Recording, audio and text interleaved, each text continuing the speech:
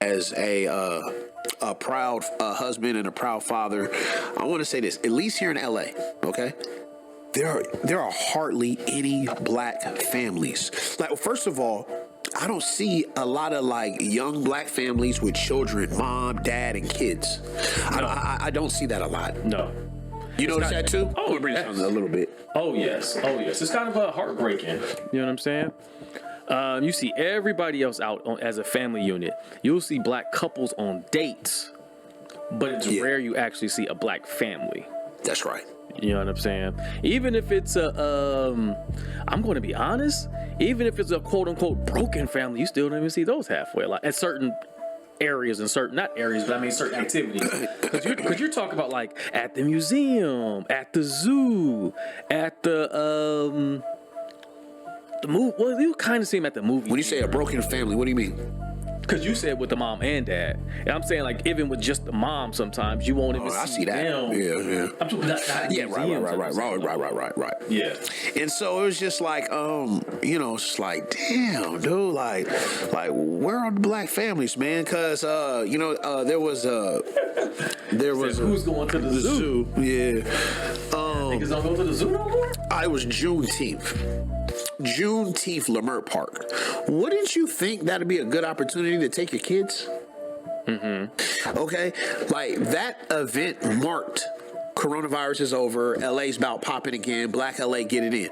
That was a big day. Mm-hmm. Did you go to that event? Mm-mm. Oh my God, all of LA was out there. Anybody our age, younger, from millennial to, you know what I'm saying? Right. It was cracking, right? And it's just like, you niggas got kids, man. Like, where your kids at? You know what I'm saying?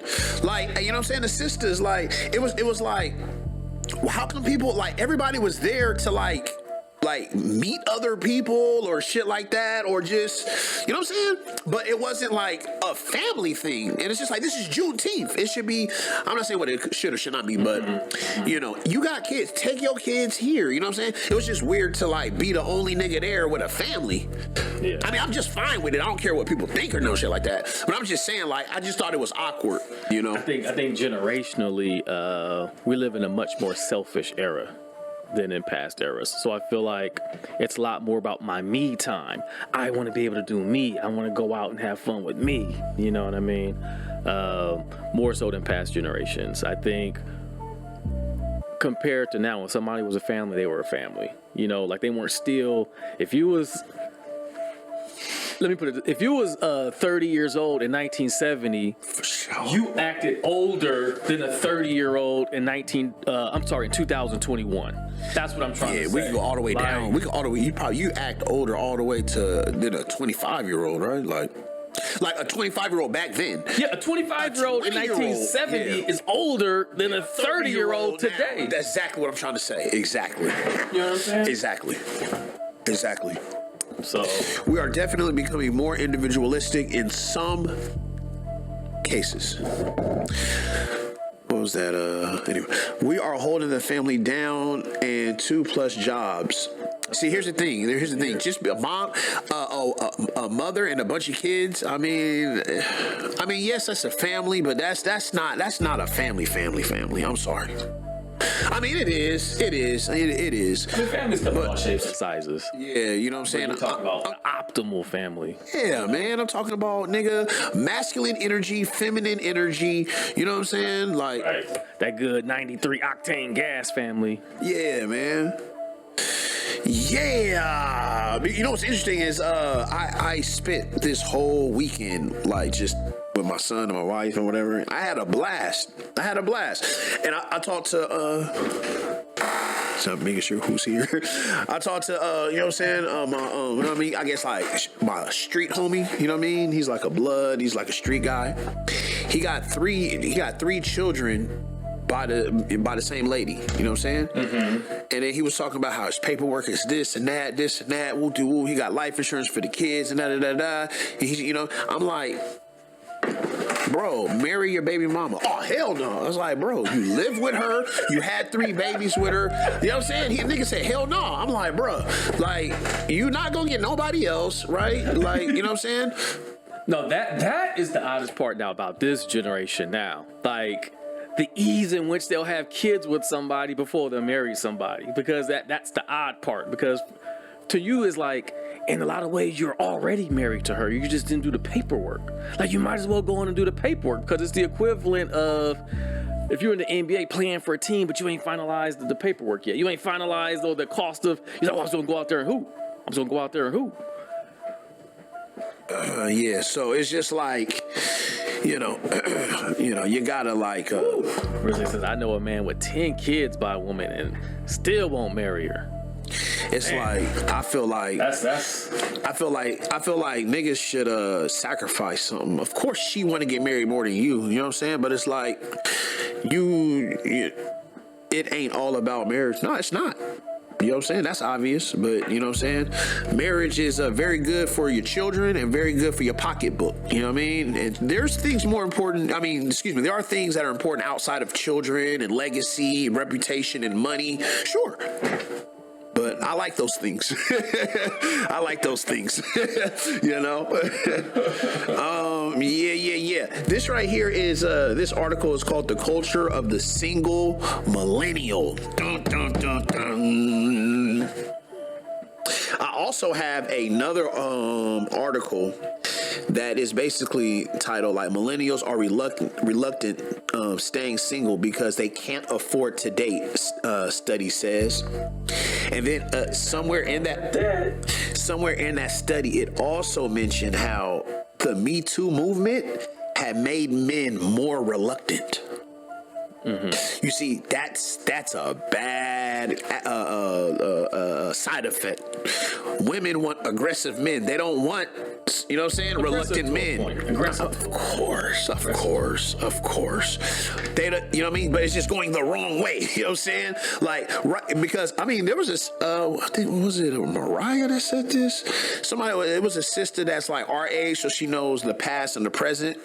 She was basically saying, like, niggas don't like at parties and shit, like niggas don't holler. Yeah, niggas don't holler.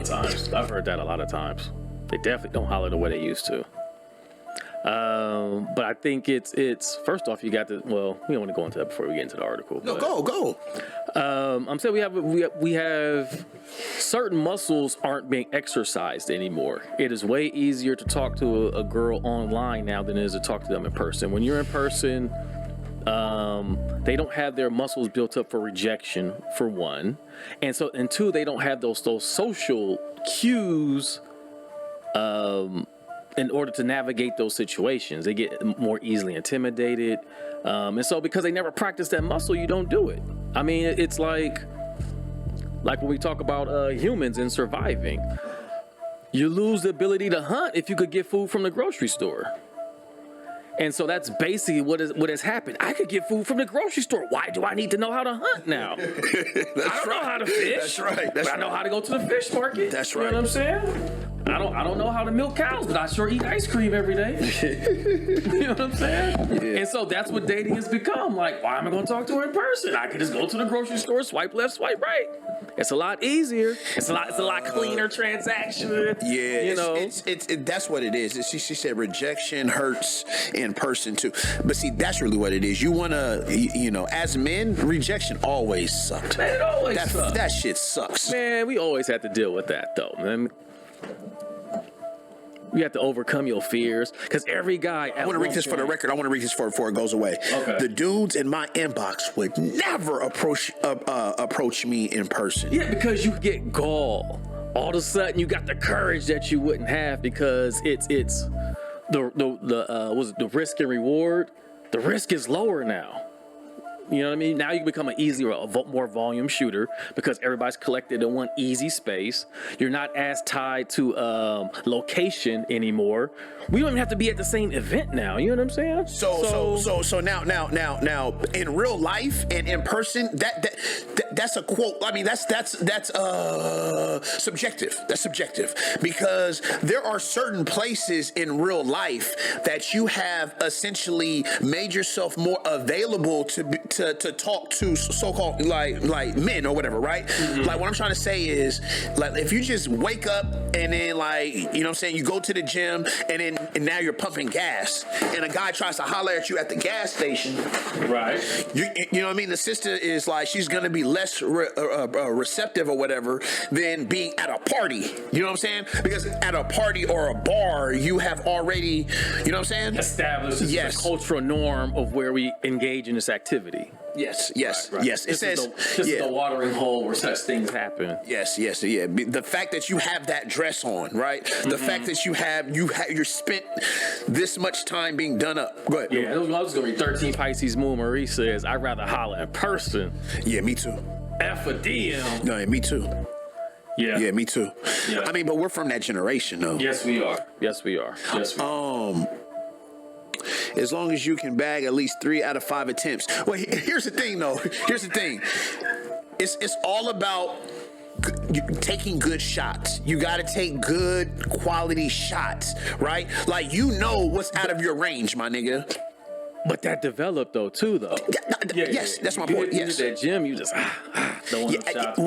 By the time you're 30 years old, right? Oh. At that point, you should know. You should know what your type is. You should know what cues to look for. You should know what situations you flourish in, because everybody's different. Everybody's design is different. What everybody look for is different. So what might work for me might not work for you, and vice versa. He said Ben Simmons. Niggas is Ben Simmons out here. The millennials are Ben Simmons out here. They about to win. Remember Ben Simmons was about to lay it up and the nigga passed it?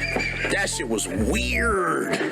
Niggas is Ben Simmons out here for real, dog. Yeah, that nigga don't want to go to the free throw line. Yeah, about to say in the free throw line in playoff time. You know what I mean? Yeah, man. Honestly, let me tell you guys something. Approaching a woman, like, that shit is the, like, scariest shit in the world. But look, when you're successful and that shit works, yes, a nigga can't tell you nothing. Yes, can't tell you nothing. You know, man. The best feelings when you bagging up a female, when the homies is there to witness you and your excellence. You know what I mean? Because when you tell the tale later, niggas don't know if it's true or not, or if you put extras on it. But when they get to witness, like, the game in live action, not on some pre-recorded broadcast, you know what I'm saying? Yeah. Telecast it later. Like, nah. Yeah. It ain't nothing like that feeling. You know what I mean? Yeah, that your rejection hurts, though, man. That shit hurts. But, like, at this age, though, like, I only get rejected when, like, I'm, like, taking a blind shot. I'm not married, but, you know what I'm saying? I'm just saying, like, when I was single, whatever. When you know what I'm saying? Theoretically. Yeah, taking a blind shot, like, I just roll it out. What's up? You know what I'm saying? Like, I remember doing that. I remember one night. Maurice said Zanzibar was his playground. See that part. When I'm around a whole bunch of natural sisters on some Erykah Badu shit, I'm in my element, right? I'm like Shad said, like, I'm you know what I'm saying? I'm shooting 3 for 5, you know what I'm saying? Like, much better. But if I'm out at a regular club with, like, Fashion Novas and the Weave girls, my shit ain't that high. You know what I'm saying? Your shit ain't that high because you're not naturally attracted to it. That's part of it too. You know what I'm saying? Like, it's just not the it's not a closeout game for you, so therefore you kind of like, you know, it's like, the effort's not the same. Yeah. You don't get back on D the same. You know what I'm saying? So it's said that the Me Too movement, this article I'm about to read, the Me Too movement has created men more reluctant. Because, here's the last thing, and we'll get to the article. I promise you, like, it'd be nice if a sister can vouch for this. I promise you, black men are 1,000,000 times more aggressive than the European men. I can promise you that. Like back in the 90s and the 2000s, when niggas just drove in their cars and shit like that, you're liable to be anywhere in Black Los Angeles and see some brothers pulled over a sister and they over there talking, whatever. You know what I'm saying? Like we meet new people. You know what I'm saying? Like with Europeans, it'd be like, oh, I marry my brother's friend's cousin, auntie's uncle. You know what I mean? And you would never see European dudes pulled over. You know what I'm saying? And so my point of trying to say that is, it's them, especially the liberal, like coastal, like European guys. Those are the ones that really be affected by the Me Too, because it's their women specifically championing, you know what I'm saying, the Me Too movement. And these guys are like, shit, nigga, I ain't trying to go to the jail, nigga. Wow, I'm cool. So at this point, they're waiting for the woman to make this move and do that and do this and do that. They're more reluctant. You know what I'm saying?